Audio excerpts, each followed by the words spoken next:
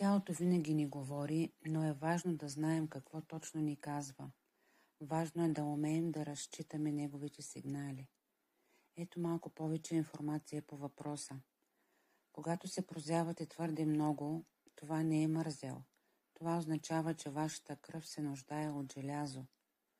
Когато дишате, но се нуждаете от повече въздух, чувствате, че въздухът не ви стига, това означава, че киселинността във вашето тяло се е увеличила.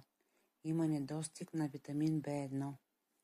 Ако очите или мускулите ви трептят, това означава, че тялото ви е алкално. Вземете лъжица ябълков оцет, разтворен в топла вода. Ако имате сърцебиене или високо кръвно налягане, тялото ви се нуждае от калий или витамин D. Ако мускулите ви са слаби, имате нужда от чиста сол, морска или хималайска. Ако коремът ви се подува след хранене, имате нужда от повече стомашна киселина.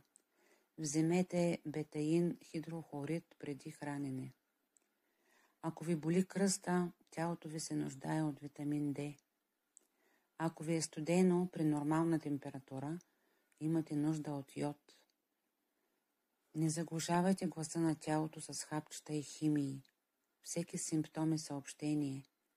Намерете корена, първопричината, подхранете дефицита и тялото ви ще се излекува само.